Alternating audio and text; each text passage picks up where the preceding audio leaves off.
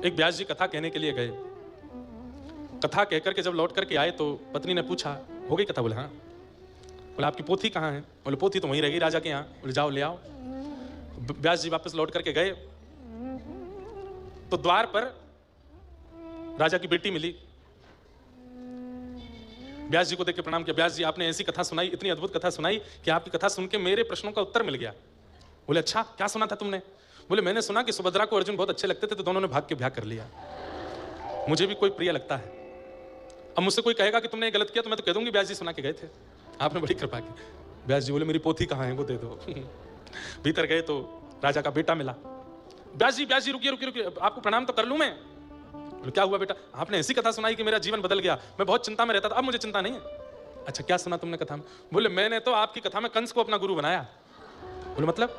योग्य हो गया था राज्य गद्दी पर बैठने के, लेकिन पिता उसको राज्य गद्दी नहीं बैठा रहा था तो पकड़ के पिता को जेल में डाल दिया, खुद बैठ गया। मैं भी यही करूंगा। पिताजी बहुत दिन हो गए मान ही नहीं रहे, मुझे बैठा ही नहीं रहे, मेरा राज तिलक कर ही नहीं रहे। पकड़ के एक दिन योजना बना ली मैंने, इनको जेल में डालूंगा और पूरी सत्ता अपने अधिकार में ले लूंगा। कोई कहेगा गलत है तो बोल दूंगा कथा में सुना था। कथा में तो सब बातें अनुकरणीय होती हैं, कथा में जो सुना दें व्यास जी सब फॉलो करने वाली होती है। व्यास जी बोले मेरी पोथी कहाँ है, मुझे बस वो दे दो, मैं चला जाऊंगा यहाँ से। थोड़े और भीतर गए तो रानी मिली। अरे व्यास जी आइए, प्रणाम आपको। आप लोग ताली बजाते हैं, ठाकुर जी बोले मैं कैसे बजाऊं, तो गुब्बारों फोड़ के बजा रहे हैं। तो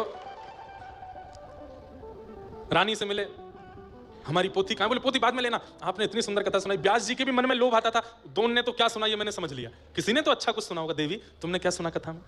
बोले मैंने आपसे सुना था कि द्रौपदी जो है ना वो प्रातस्मरणीय है, सुबह सुबह उठ करके द्रौपदी का नाम लेना चाहिए, शास्त्राज्ञा है। द्रौपदी प्रातस्मरणीय है। अरे जब द्रौपदी प्रातस्मरणीय हो सकती है 5 ब्याह करके, तो मैं क्यों नहीं हो सकती? राजा से मेरा मन भर गया है। हमारा जो द्वारपाल है ना वो हमको बहुत बढ़िया लगता है, सेनापति भी बढ़िया लगता है। व्यास जी बोले मैं भाग जाऊंगा यहां से, मेरी पोथी दे दो। अंत में राजा मिला। बोले पूरे नगर ने क्या सुना ये तो मैंने समझ लिया, कम से कम राजा ने तो कुछ बढ़िया सुना होगा। राजा को नीचे से ही हाथ जोड़ करके व्यास जी ने कहा, राजा ने कहा प्रणाम व्यास जी। बोले क्यों आए हैं? बोले मेरी पोथी रह गई थी, पोथी लेने आया हूं। मंत्री जी ने जाकर के कान में कह दिया, बोले पोथी वोथी नहीं, इनको दक्षिणा नहीं दी थी आपने, दक्षिणा लेने आए हैं।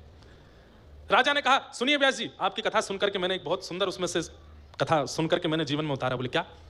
आपने कुछ अच्छा सुना होगा, आप बता दो। बोले मैंने सुना कि शांति दूत बनकर के भगवान कृष्ण गए कौरवों से कहने की पांडवों को 5 गांव दे दो, पर मैंने गुरु बनाया दुर्योधन को, उसने कह दिया सुच्चग्रही वनदास्यामि बिना युद्धेन केशव, सुई के नोक के बराबर जमीन भी बिना युद्ध के नहीं दूंगा। मुझे पता है आप दक्षिणा मांगने आए हो, पहले 2-2 हाथ लड़ो तब दक्षिणा दूंगा।